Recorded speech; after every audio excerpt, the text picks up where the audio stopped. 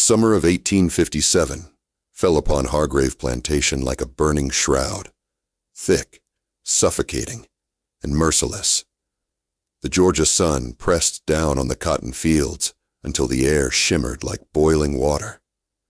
The white main house stood at the center of it all, grand and gleaming, a monument built on human suffering.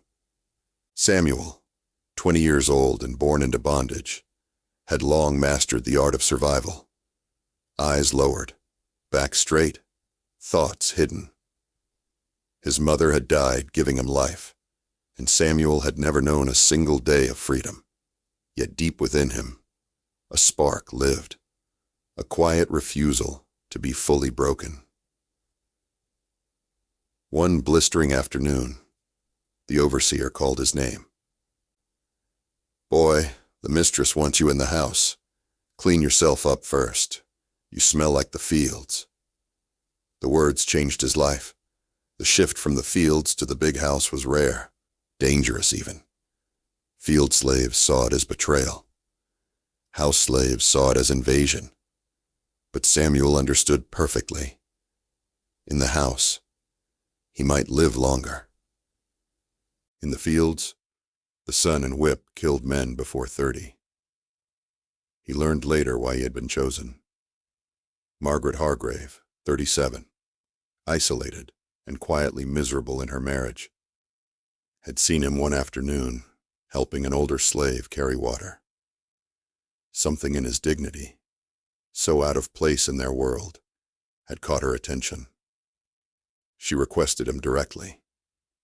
Her husband, Thomas Hargrave, barely listening, agreed with a careless shrug.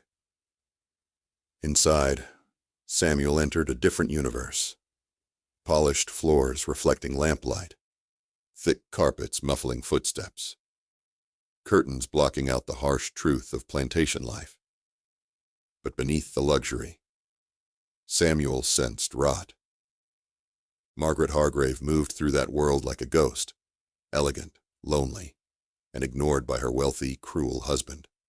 Once adored in Savannah society, she now lived in a gilded cage, treated as property rather than partner. Samuel worked silently, polishing silver, tending the gardens, caring for horses. He kept his head down, but Margaret's eyes kept finding him. She called him more often, help with furniture, reaching high shelves, carrying music sheets. One day she caught him glancing at an open book. "You can read," she said, not as a question, but a stunned fact. Samuel froze. Reading meant whipping, or worse. "My mother taught me some letters," he whispered. Margaret studied him, understanding flickering in her expression, a recognition of another prisoner in a different cage. "It will be our secret. The library is dusted every Tuesday. I trust you'll be thorough." Thus began something dangerous. Every Tuesday, while her husband was away, Margaret read aloud. Poetry, Shakespeare, novels forbidden to slaves. At first, Samuel dusted silently. Then she asked his thoughts. His answers revealed a sharp, hungry mind, shaped by suffering. When she asked whether Hamlet was justified, Samuel said softly, "He was trapped, ma'am. Forced into choices he never wanted. Like most of us." Their eyes met too long. Two people across a line they were forbidden to cross. Music followed the books. Margaret would play the piano, soft, aching pieces by Chopin and Mozart, while Samuel stood nearby pretending to clean. The notes awakened something inside him, a longing he didn't have a name for. As summer deepened, so did the bond neither of them dared to acknowledge. Margaret's eyes lingered on him more. Samuel's breath caught when she entered a room. Neither spoke it aloud, but something alive and forbidden moved between them like heat lightning. The storm hit the night Thomas Hargrave left for Atlanta. In the music room, wind shattered a window. Margaret cut her hand trying to close it. Samuel rushed to help without thinking. Rain blew inside. Curtains snapped. Thunder shook the walls. "Don't leave," Margaret whispered, blood running down her palm. "Not tonight. I don't want to be alone." He bandaged her hand as lightning illuminated her tear-streaked face. Something inside both of them broke. That night, with the storm raging around them, the rules of the world fell away. Samuel warned her it was impossible, forbidden, deadly. Margaret stepped closer, her voice trembling. "Tonight we are just two people in a storm. Please, let me feel something other than emptiness." The kiss came like thunder, finally touching ground. By dawn, both knew life could never return to what it had been. The morning after the storm, the Hargrave house looked unchanged, but nothing inside Samuel felt the same. He moved through the halls with his usual care, eyes low, steps measured, but his mind burned with the memory of Margaret's hands, her whisper, the way she had said, "Tonight, we are just two people." By daylight, the world reclaimed its cruel order. She was Mrs. Hargrave again, mistress of the house. He was once more only a slave. But every time their paths crossed, the air between them seemed to tremble. They tried to pretend it had been a single lapse, a moment brought on by fear and thunder. For a time they succeeded. Margaret returned to her piano and books. Samuel returned to his work, careful not to linger near her.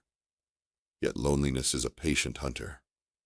A week later, she called him to the library to help with the curtains. Another week, she claimed she needed help lifting a trunk in a rarely used guest room. Each excuse was thin, but in a house where no one questioned the mistress, no one looked too closely.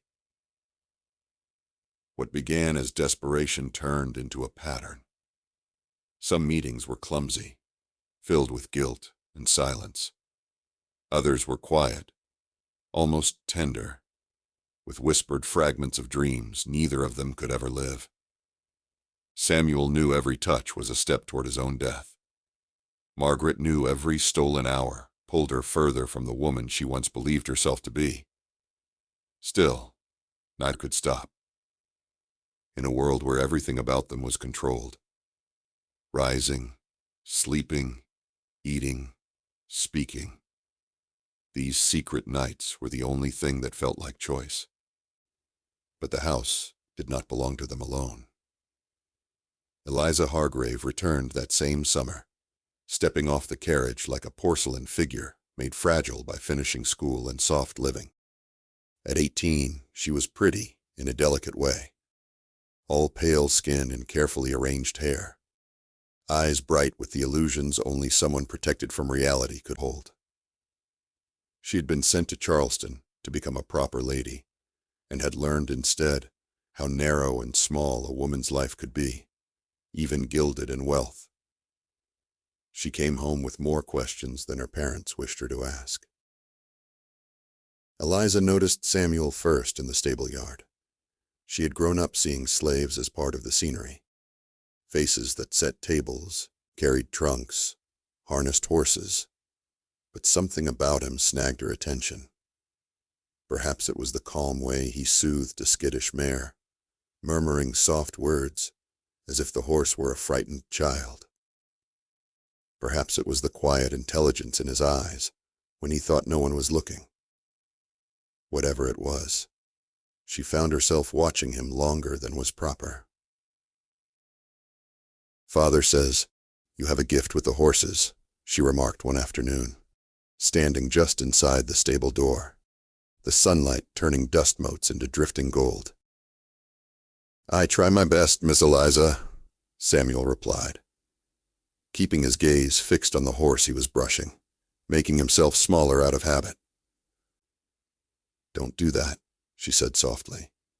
"Don't shrink when you speak to me. I hate when people do that." Her words unsettled him more than open cruelty ever had. Cruelty, he understood. Kindness from the master's daughter was something else, a danger with a prettier face. Eliza was different from her parents.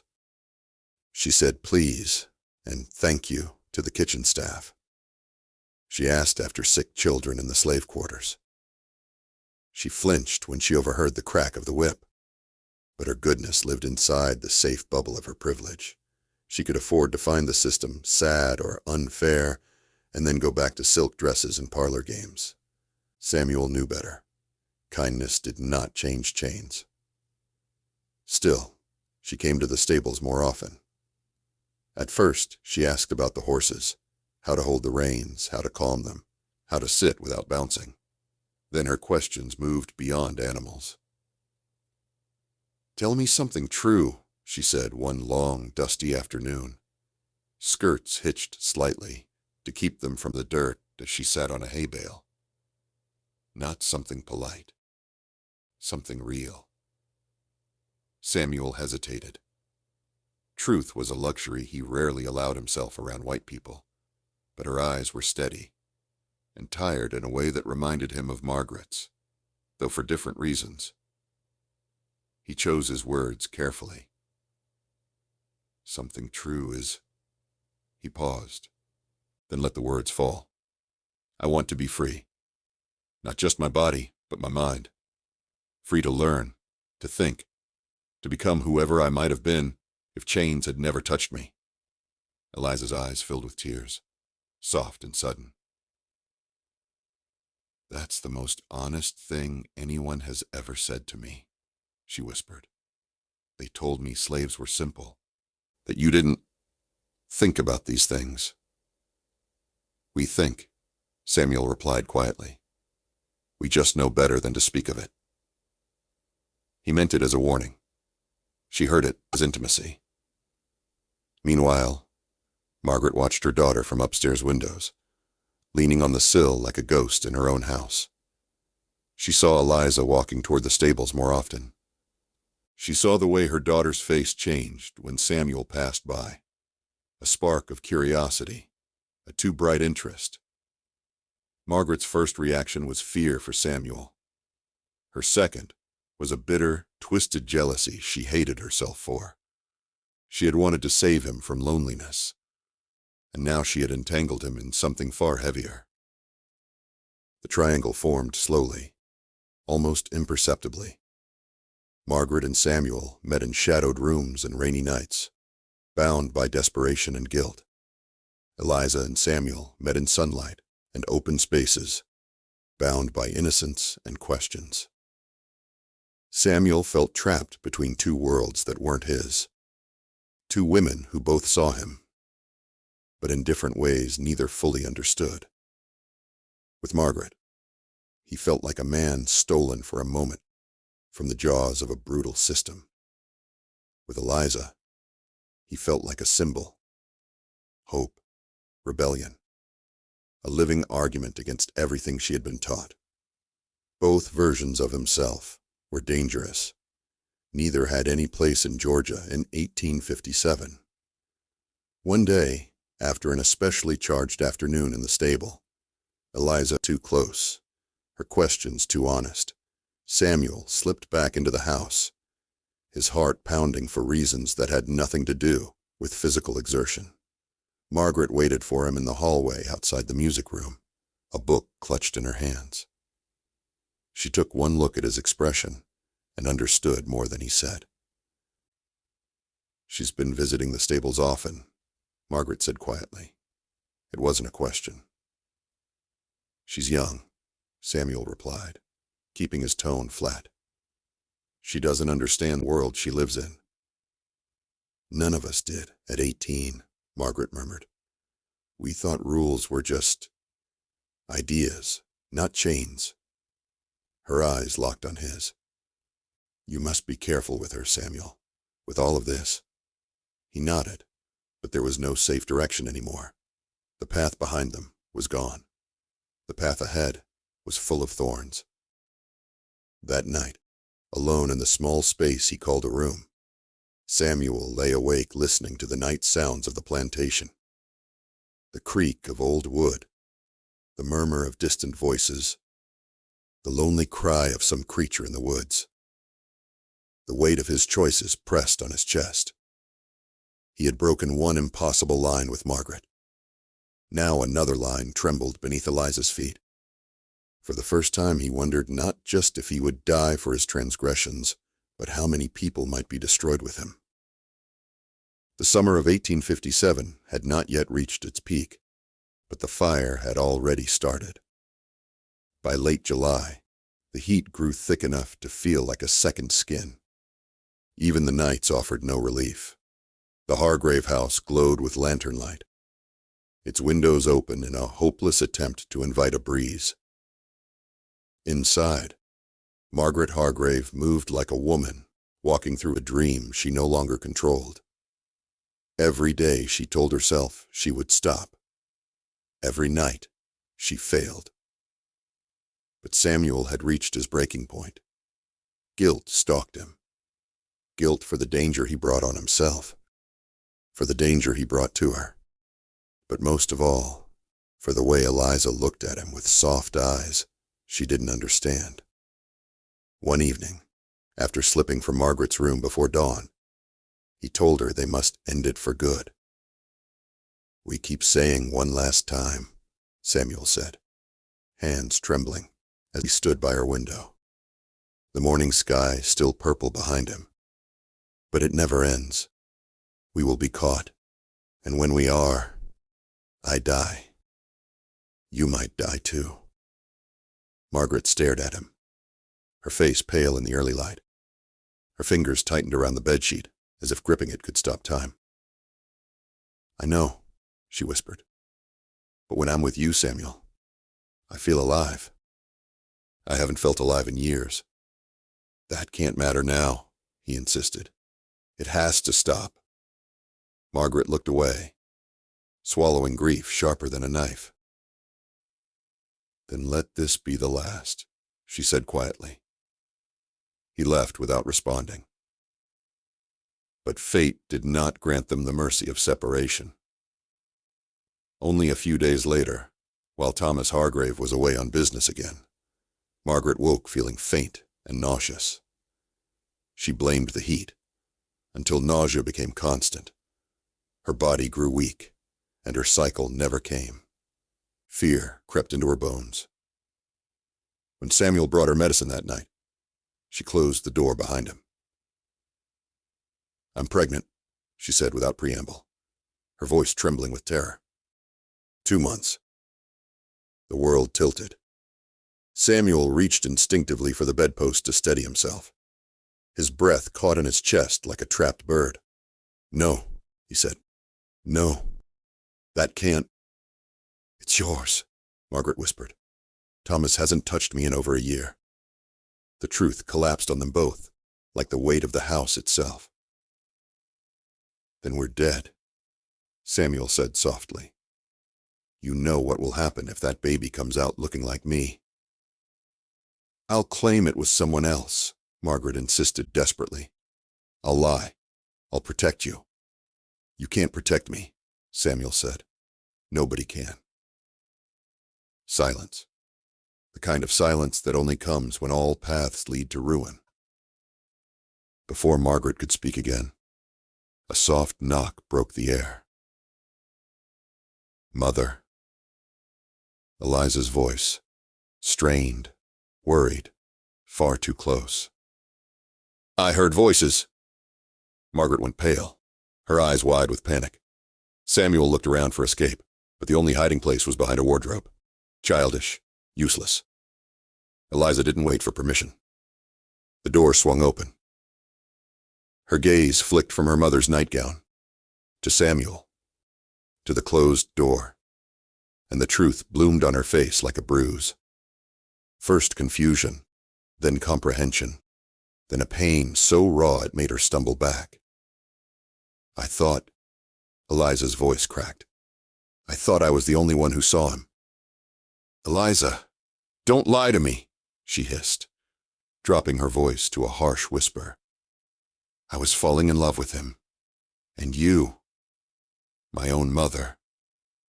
Samuel stepped forward, hands raised. "Miss Eliza, this is my fault." "No," she shot back. "My mother is old enough to know better, and I—" Her breath hitched. "Did you know I had feelings for him, Mother?" Margaret's silence was the loudest possible answer. Eliza's face hardened in an instant. "Get out," she said to Samuel, voice like ice. "Get out before I scream." Samuel fled, slipping into the dark hallway like a hunted animal. He didn't sleep that night. Every creak of the house, every whisper of wind felt like men approaching with chains. He imagined Thomas discovering the truth and stringing him up before dawn. He imagined Eliza telling her father in grief and rage. He imagined Margaret collapsing under the shame. But the morning came, quiet and unchanged. The household went about its tasks. No alarm, no overseer at his door, no summons from Thomas. Samuel breathed, but only barely. He didn't know that Eliza had spent the entire night weeping, torn between heartbreak and fury. She had not betrayed him, but something inside her had broken. She was determined to prove, in a twisted way, that she was different from her mother. 2 days later, as Samuel worked in the garden, Eliza approached him. Her eyes were red, but sharp with resolve. "Meet me by the lake tonight," she said, "after everyone sleeps." "Miss Eliza, that's not—" "Please," she whispered. "I just want to talk." Against every instinct of survival, Samuel agreed. That night, the moon laid a silver path across the still water. Eliza waited on a flat rock, her white dress glowing like a ghost. When he approached, she didn't waste words. "I'm not angry anymore," she said. "Not with you. I understand the world makes monsters out of people who were never meant to be monsters. Miss Eliza, no. Listen." She stepped close, her voice trembling. "My mother acted out of loneliness. I acted out of something else, something real." She took his hand gently, as if it were something sacred. "I love you, Samuel. Truly. I know you feel something too." Samuel closed his eyes. "You're young," he said softly. "You don't know what love is in a world like this." "I know enough," she whispered. "Enough to know I'd leave everything behind. We can go north, change our names, survive." Samuel pulled his hand away. "Your mother is pregnant with my child." The words landed like a blow. Eliza swayed, her breath faltering. I didn't know." "And now you want to add to that disaster," Samuel said bitterly. She shook her head, tears gathering again. "No, I want one night to pretend this world doesn't control us, one night to be human." "This is madness," he whispered. "Then let us both be mad." Under the stars, something shifted. Something tragic, fragile, and inevitable.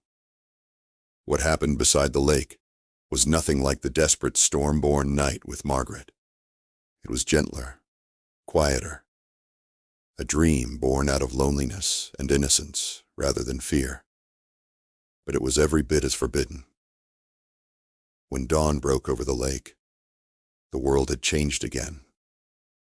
And Samuel didn't know yet that the consequences were already growing in the dark.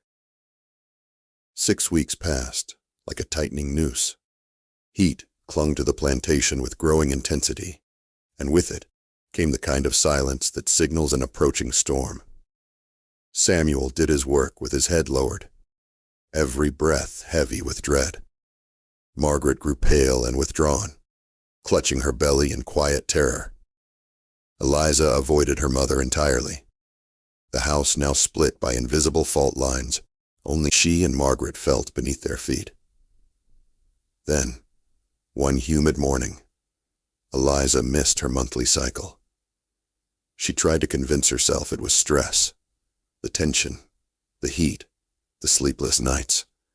But 2 weeks later, when the truth became impossible to deny, she locked herself in her room and cried until her throat was raw. Shame, fear, heartbreak. Everything crashed over her. The world she thought she understood now felt like a brutally simple equation. She would give birth to a child her society believed should never exist. At the same time, Margaret's condition grew harder to hide. Nausea turned to exhaustion. Her dresses grew tighter. Her skin lost its glow, replaced by a brittle fragility. She often stared into mirrors with a haunted expression, as if trying to recognize herself and failing every time. Thomas Hargrave noticed first. It was during dinner. The cicadas outside screamed so loudly, it was hard to think. Margaret had barely touched her food when Thomas's gaze froze on the slight swell beneath her dress. "You're with child," he said flatly. Margaret's hand trembled around her fork. "Yes," she whispered. A cold satisfaction flickered on Thomas's face. He took pride in ownership, not affection. "Took you long enough," he muttered. "I was beginning to think something was wrong with you." Margaret swallowed hard, bile rising in her throat. She wanted to scream, to run, to confess everything, but she forced herself silent. She had no idea what Eliza was about to say next. Because Eliza, pale and trembling, but holding on to a wild, desperate plan, spoke suddenly. "Father, I have news too." Thomas turned, irritation already tightening his jaw. "I'm expecting a child," she said softly. The room froze. Servants paused mid-step. Samuel, pouring wine, went rigid. "What did you say?" Thomas asked, deathly quiet. "I'm pregnant," Eliza repeated, voice breaking. Margaret's fork fell to her plate with a sharp clatter. Samuel's breath stopped entirely. "And who," Thomas said, "is the father?" Eliza's heart slammed against her ribs as she forced out a name. "Robert Morrison." Not Samuel. Not the truth. A lie meant to save the man she could never publicly claim. Thomas exploded in rage, cursing Eliza's foolishness, but directing all of that fury toward Robert, a wealthy young man whose family would be forced, by honor, into a quick marriage. Within days, letters were sent. Accusations flew. The Morrisons, horrified and humiliated, agreed to a fast, quiet wedding. But rumors began to whisper among the house slaves. They had seen Samuel heading toward the lake that night. They had seen Eliza entering the stables too often. They had seen Margaret summon Samuel behind closed doors. Too many eyes, too many secrets. One woman, Ruth, a long-serving house slave in her 50s who had nursed Margaret as a baby, had seen even more than most. She saw Margaret's growing belly. She saw Samuel slipping from Margaret's room late at night. She saw the way Eliza looked at him. But loyalty is a strange thing. Ruth loved the Hargrave family, with the complicated devotion that grows from decades of servitude. Twisted, painful, but real. Seeing Margaret involved with a slave felt like a betrayal of everything Ruth believed she had protected. Seeing Eliza caught in the same path broke something inside her. So, one sweltering afternoon, Ruth went to Thomas Hargrave's study. "Master," Ruth said softly, "I need to speak with you about a matter of delicacy." Thomas looked up, bored and impatient. "What matter?" "It concerns Mrs. Hargrave." She didn't reveal everything. She said nothing about Eliza. She told only part of the truth, the part she believed could be salvaged or punished without destroying the entire family. She told Thomas she had seen Samuel leaving Margaret's room. She hinted Margaret's pregnancy might not be a blessing. She said Samuel had become too familiar. Thomas listened in petrified silence. Ruth left the room, satisfied she had saved Eliza's honor while condemning Margaret's sin. Thomas sat in his leather chair for a long time, staring at the papers on his desk without seeing a word. His wife, his property, tainted by a slave. His rage built slowly, like a storm organizing itself on the horizon. Inevitable, devastating, unstoppable. For 3 days, he said nothing. He watched. He planned, and on a morning thick with heat, he summoned the overseer. "Bring Samuel to me," he said, voice calm as polished steel. "Chain him first." Samuel was dragged from the stables before he even understood what was happening. Iron shackles snapped shut around his wrists and ankles. He knew instantly that someone had spoken. The truth was no longer a secret. Thomas Hargrave stood waiting on the veranda. The entire plantation gathered behind him, like spectators at an execution. Margaret watched from an upstairs window, her hand pressed to the glass, her face a silent scream. "Do you know why you're here, boy?" Thomas asked. Samuel said nothing. There was no safe answer. Thomas stepped forward, eyes burning. "You dared touch what was mine. You dared defile my house. And worst of all," his voice rose in a roar, "you planted your mongrel seed in my wife's womb." A wave of horrified gasps rippled through the slaves. Margaret's cry echoed from the upstairs window, like a wail from the dead.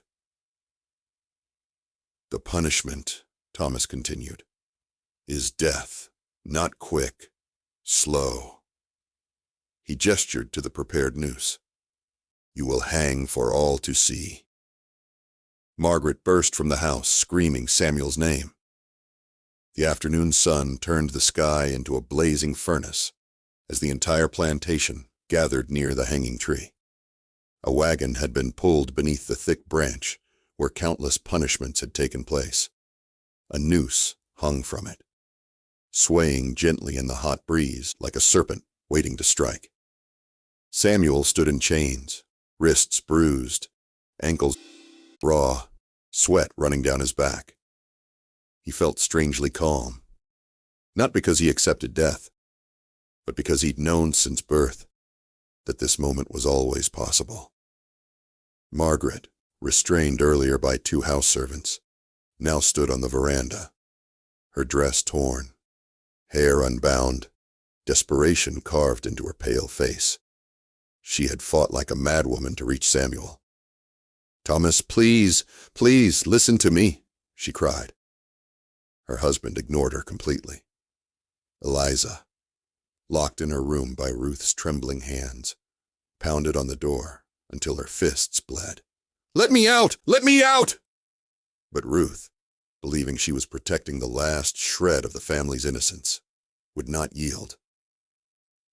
Thomas Hargrave stepped forward, hands clasped behind his back, the overseer standing beside him. "Bring him up," Thomas commanded.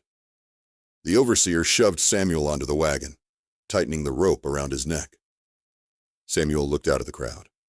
Faces of fear, pity, hatred, curiosity. Some slaves wept quietly. Others looked away, already mourning him. He searched only for Margaret. When he found her gaze, she shook her head, tears streaming. "I'm sorry," he mouthed. She shook her head harder. "No, not like this." Thomas turned to Samuel. "Any last words, boy?" Samuel's voice was steady. "I regret only that I lived in chains." A murmur ran through the crowd, some horrified, some stunned by his courage. Thomas raised a hand to give the signal. And then, "Stop!" Margaret's scream cut through the air like a blade. Every head turned. Margaret ran forward, stumbling down the steps, her dress soaked in sweat. As she reached the clearing, she pulled something from the folds of her skirt, a pistol shaking in her trembling hands. Gasps broke through the crowd. Thomas stared at her in disbelief. "Margaret, put that down." "No," she said, voice quivering but firm. "Let him go." "You don't know what you're doing." "I know exactly what I'm doing." Her hand steadied as she aimed at her husband's chest. "Let him go, Thomas, or I swear to God I will shoot you." The entire plantation stopped breathing. The overseer froze. Slaves backed away. Even Samuel felt his heartbeat stop. Thomas laughed, a low, humorless sound. "You wouldn't dare. You don't have it in you." "Try me," Margaret whispered. Thomas lunged. The world erupted. The gunshot cracked like lightning. Birds scattered from the trees.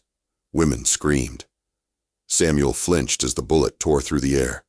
But Margaret hadn't shot Thomas. The bullet struck the rope above Samuel's head. The noose snapped. The overseer reacted instantly, reaching for his rifle. Margaret spun with a second pistol, one she had hidden deeper in her skirts, and fired again. This time, she hit her target. Thomas staggered back, clutching his bleeding shoulder. "Run!" she screamed at Samuel. "Run!" Samuel needed no more urging. The world became a blur. Slaves scattered in chaos. Overseers shouted. Dogs barked. Thomas screamed orders through pain and rage. Samuel ran. Ran as if the ground itself burned behind him. Ran with chains still clamped around his wrists and ankles. Ran into the woods surrounding the plantation, the only cover between him and certain death. Behind him, Margaret dropped the empty pistol. Her chest heaved. She didn't resist when two overseers grabbed her. Thomas, bleeding and shaking, roared, "Don't kill her! Lock her up! And get riders after him! Alive! I want to kill him myself!" Eliza, finally breaking free from her room, burst onto the veranda just in time to see Samuel disappearing into the trees. "No!"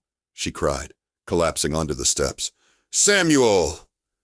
But Samuel was already gone, vanishing into the wilderness of Georgia, a fugitive, with nothing but desperation and shattered hope propelling him forward. The plantation dissolved into the pandemonium. Chapter 5. Summary. Thomas exposes Samuel publicly and prepares to hang him. Margaret intervenes with two pistols. Her first shot breaks the rope by accident. Her second shot wounds Thomas. Samuel escapes into the woods with chains still on him. The Hargrave family enters irreversible ruin. Samuel's escape spread through the county like wildfire.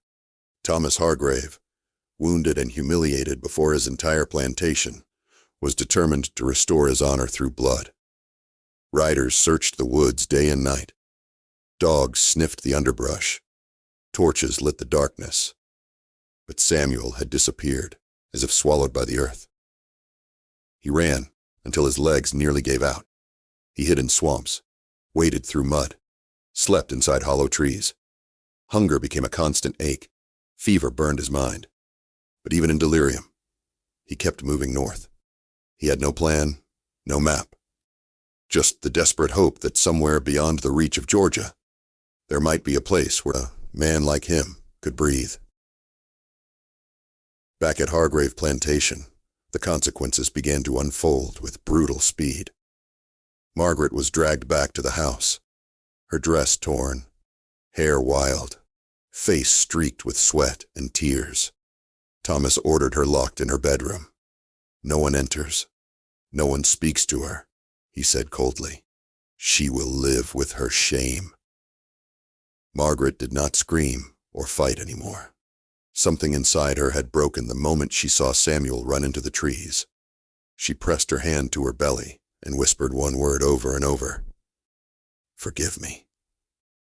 Eliza, forced into a rushed marriage with Robert Morrison, left the plantation within the week. She wore a pale dress, veil pulled low, trembling as she stood beside a man who looked at her with barely concealed disgust. The wedding was quiet, attended by only a few, and filled with a suffocating tension.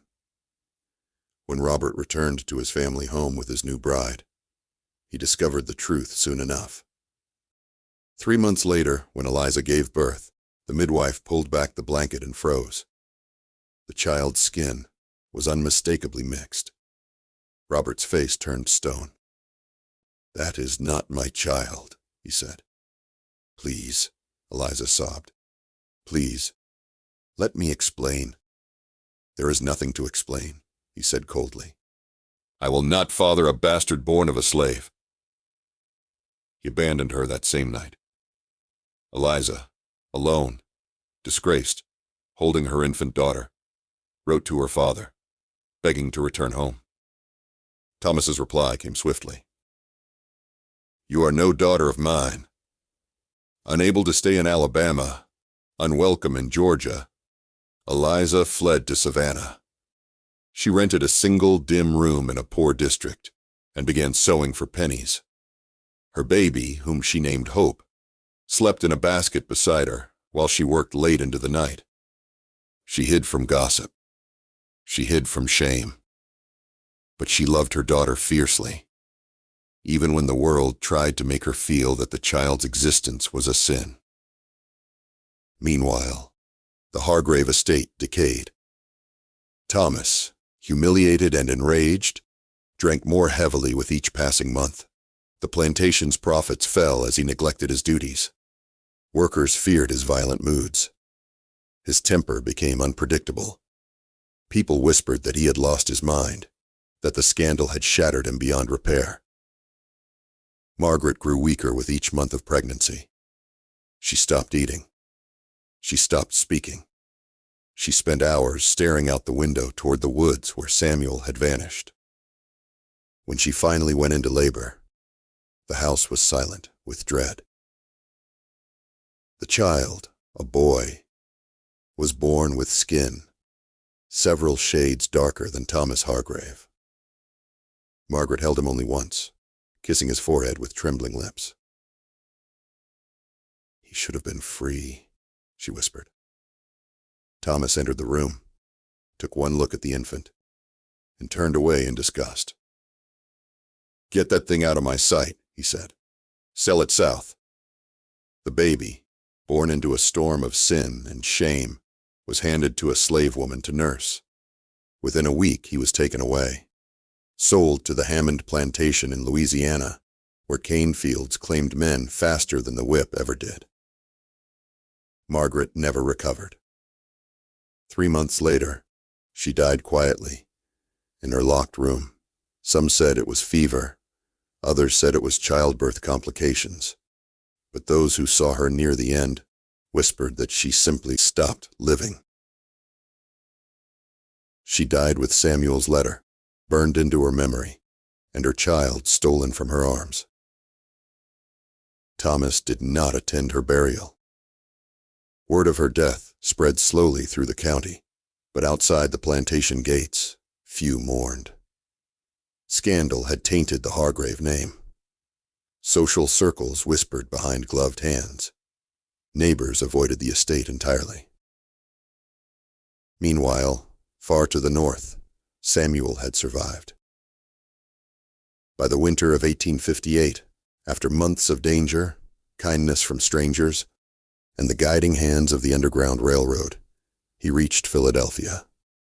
There, he shed his chains, literally and figuratively, and took a new name. He found work in a stable, and later as a blacksmith apprentice. For the first time in his life, he earned wages for his labor. He learned to read without fear. He married a kind woman, a free-born black seamstress, and started a small family. But he never forgot the children he had left behind. The boy stolen to Louisiana, and the girl hidden in Savannah. Their faces visited him in dreams. Their existence weighed on him heavier than the chains he once wore. He vowed one day to return, When the Civil War erupted in 1861, Samuel watched the world tear itself apart. When emancipation came, he wept, not only for himself, but for the countless lives crushed under the old order, and for the lives that might now find light. In 1865, the war ended. Slavery collapsed. The South lay in ruins. And Samuel, now a free man, began the long journey south to find the pieces of his past. He searched Louisiana first, following every rumor, every scrap of hope. But the Hammond plantation had burned during the war, its records destroyed, its slaves scattered. No one knew the fate of the boy born of scandal. Some said he died as an infant. Others whispered he survived and escaped during the chaos. Samuel never found him. But in Savannah, he found Eliza, older, worn, her beauty faded by hardship, and beside her stood a girl with Samuel's eyes. Hope, 9 years old, bright, gentle, unbroken. When Eliza opened the door and saw Samuel standing there, they stared at each other across 8 years of suffering and memory. "I came to help," Samuel said quietly. "It's too late for help," Eliza whispered. "We're already ruined." Samuel shook his head and looked at Hope. "No," he said. "She's not ruined. She's Hope, just like her name." And in that moment, something long dead inside both him and Eliza began to flicker again. Not love, not desire, but a fragile kind of forgiveness. They could not undo the past. They could not save the ones they had lost. But they could choose to protect the one child who remained. Together, they began to survive. Savannah in the late 1860s was a city trying to reinvent itself. Its grand buildings still bore the scars of war, its streets crowded with freed slaves seeking work, and its air thick with the uneasy tension between the old world and the new.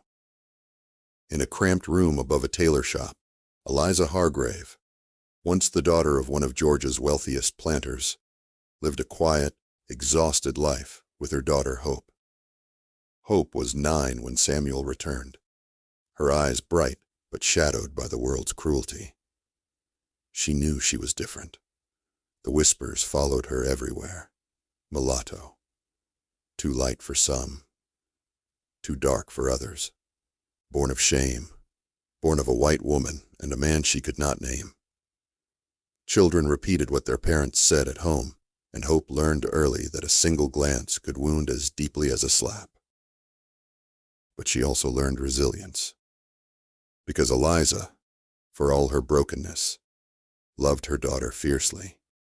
She worked as a seamstress until her fingers bled, mending clothes for wealthy white families who refused to look her in the eye. At night, she taught Hope letters by candlelight, refusing to let the world decide who her daughter could be.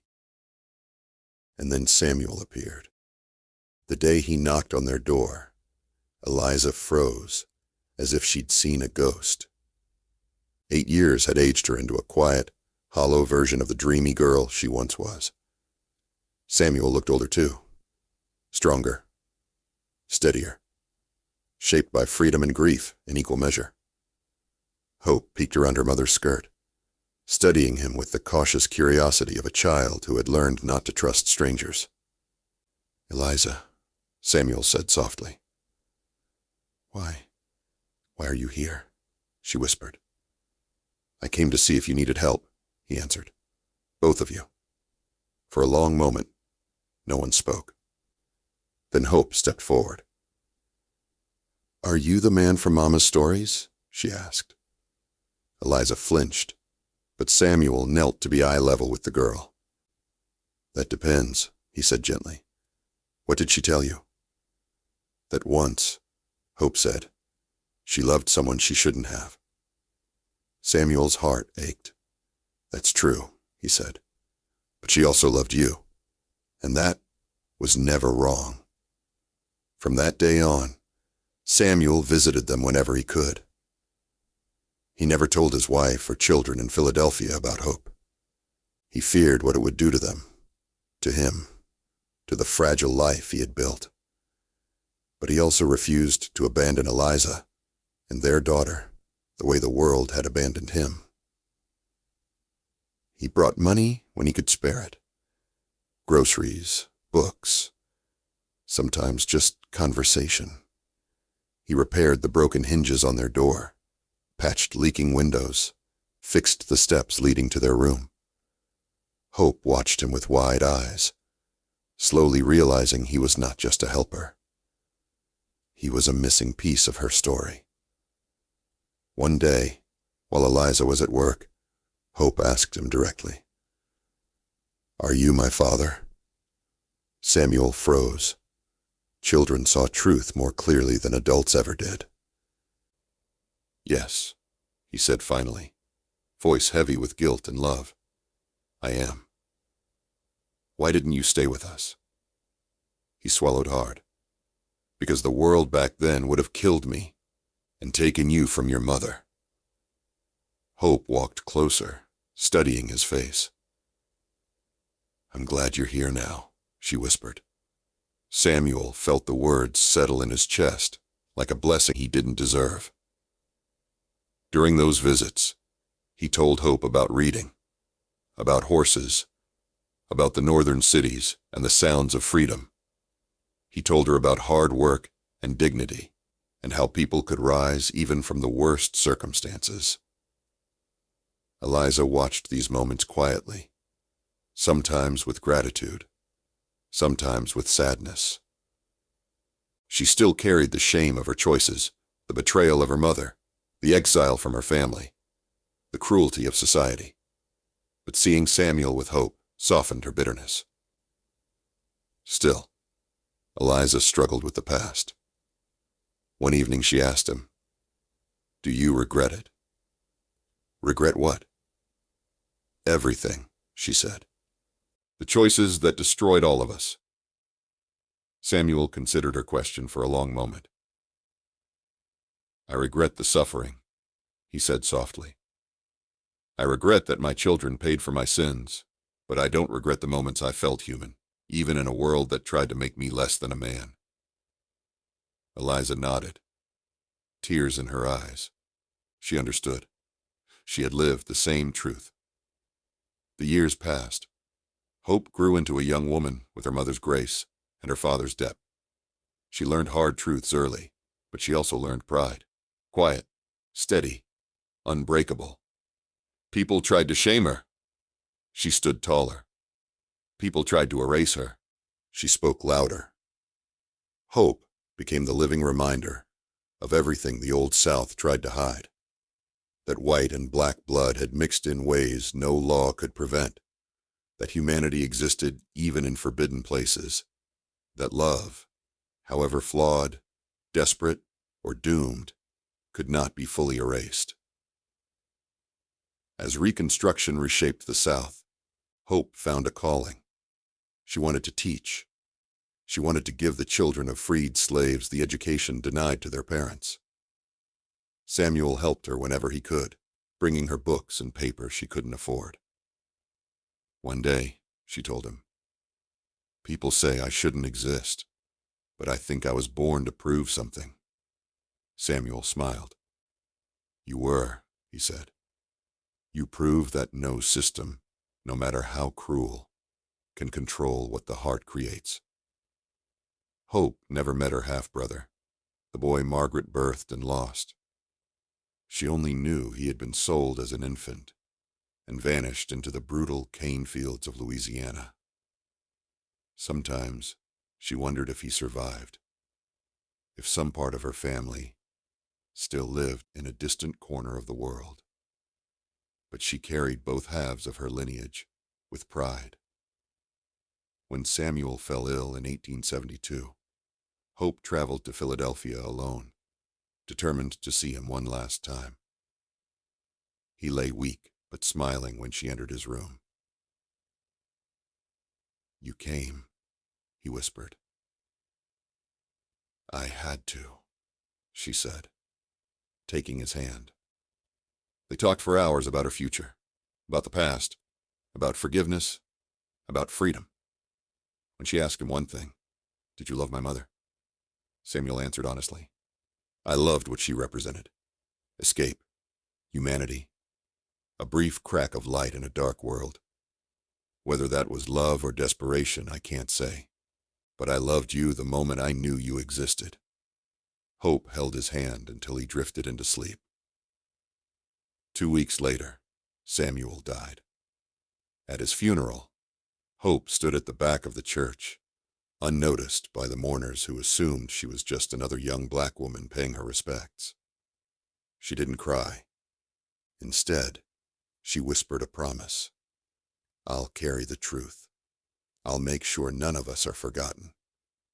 By the time Hope reached her 30s, the world around her had changed on paper, but not always in truth. Slavery was gone, but prejudice lingered like smoke after a fire. The laws said one thing, hearts said another. Still, in the cracks of that broken system, people like Hope built lives that would have been impossible a generation before. She became a teacher in Savannah, working in a small school for black children. The building was little more than a wooden frame with a crooked roof and leaky windows, but inside it, she created something sacred. On rough benches and splintered floors, children who had once picked cotton or carried water now traced letters with chalk, their eyes wide with possibility. "Why do people hate us?" one boy asked her once, his small hands clenched around a slate. "Because they're afraid," Hope answered softly. "Afraid of what?" "Afraid that once you learn who you really are," she said, "they won't be able to control you anymore." At night, when the classroom was empty and the streets outside had calmed, Hope would sit alone at her small desk, going over lessons by lamplight. She thought often of the people who had shaped her life. Her mother, Eliza, who gave up everything rather than abandon her. Her father, Samuel, who risked death to claim a moment of humanity in a world designed to deny it. Margaret, the woman she had never met, but whose choices had changed everything. Sometimes, Hope walked down to the edge of the city and stared toward the west, imagining the overgrown ruins of Hargrave Plantation, somewhere far beyond the horizon. She had never returned there, had never seen the place where her story began long before she was born, but whispers about it survived. They said the great house had fallen into disrepair after Thomas Hargrave drank himself into oblivion. He died alone, angry and bitter, with no one to mourn him except old ledgers and dust. The fields went wild. The white columns cracked. Kudzu climbed over everything, claiming it inch by inch, until the plantation was little more than a skeleton wrapped in vines. The story of the Hargrave scandal didn't vanish, but it twisted. In parlors and drawing rooms, people whispered of the white lady who threw herself away on a slave and the fallen daughter who bore a mongrel child. For them, it was a cautionary tale about what happened when white womanhood stepped outside the lines drawn for it. They spoke of sin and shame and degeneracy. They never spoke of Samuel as a man. They never admitted that the system that enslaved him had created the very scandal they claimed to despise. Hope knew a different version. Her mother, Eliza, aged before her time. Poverty and whispers wore her down like water on stone.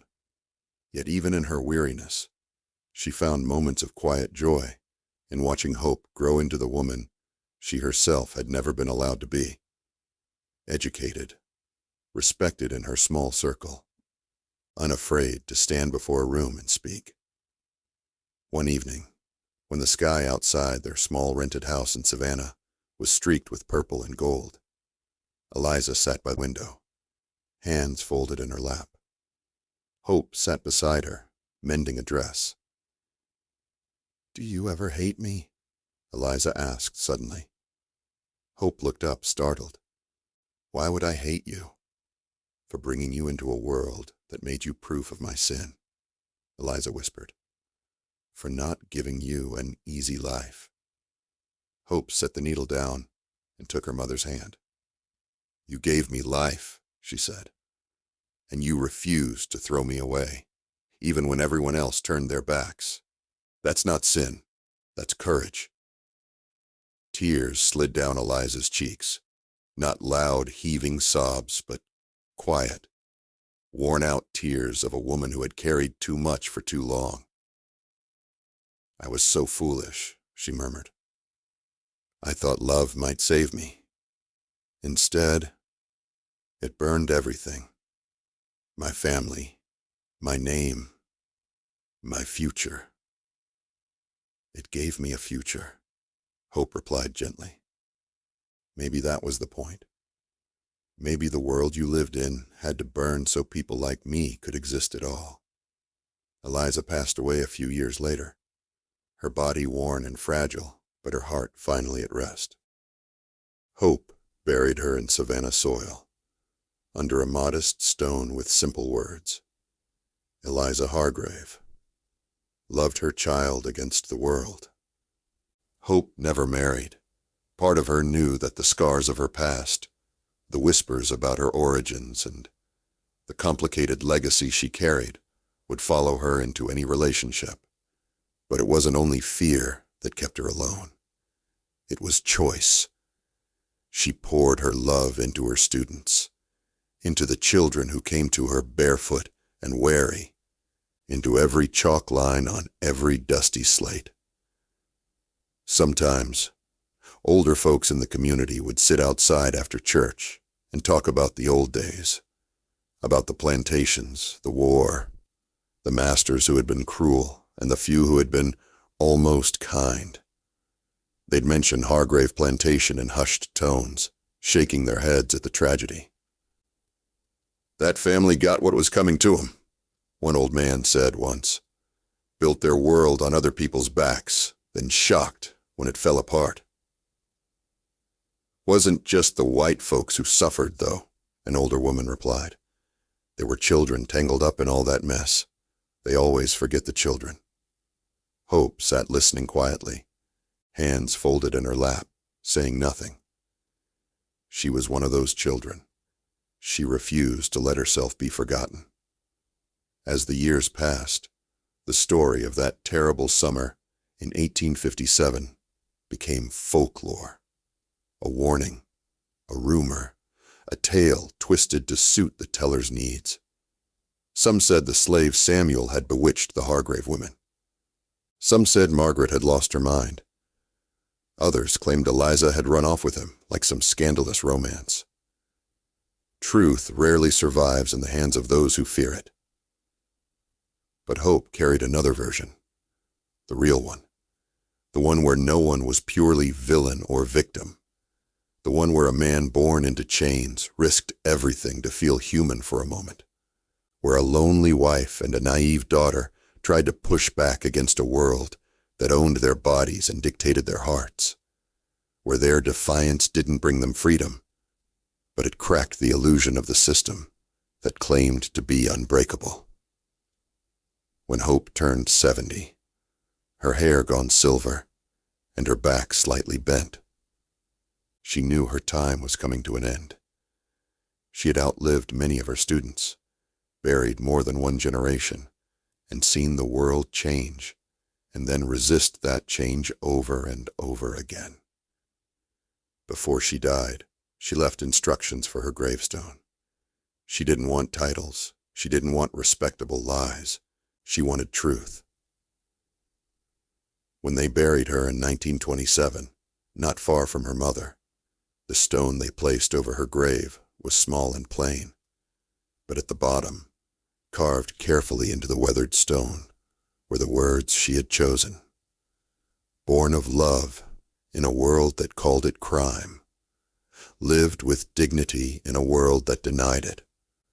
Proof that humanity survives even the cruelest systems.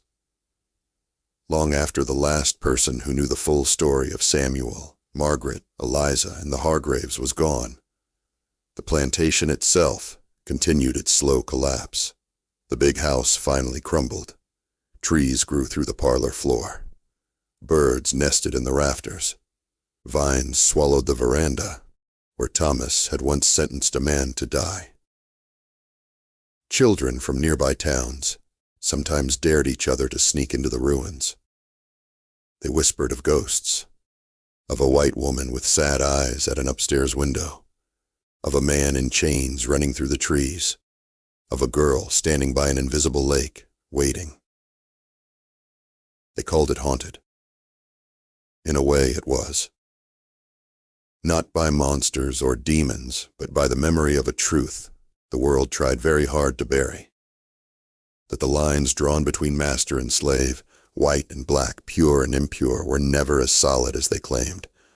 That the bloodlines they fought so hard to keep separate had already been crossing in the shadows for generations.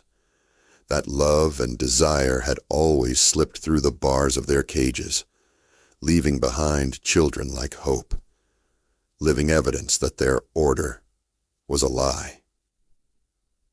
The scandal that shook Georgia in 1857 was never just about a wife and daughter crossing forbidden lines. It was about a system so cruel it could not withstand the simple, dangerous fact that enslaved people were human beings, with minds that could think, hearts that could love, and souls that demanded dignity. In the end, Samuel's body turned to dust in Philadelphia, Margaret's in Georgia, Eliza's in Savannah. The boys sold to Louisiana vanished into history. None of them lived the life they deserved. But hope did something they could not. She took their story, their sins, their grief, their desperate, flawed love, and transformed it into something the world could not quite erase. A life lived with purpose, a legacy of teaching, a single stubborn gravestone declaring that she was born of love, not shame. And somewhere, beneath the tangle of kudzu that swallowed Hargrave Plantation, the earth still remembers the footsteps of a young man in chains running toward a future he would never fully see, but whose echo would carry, quietly, through his daughter's life, and through every child she taught to read.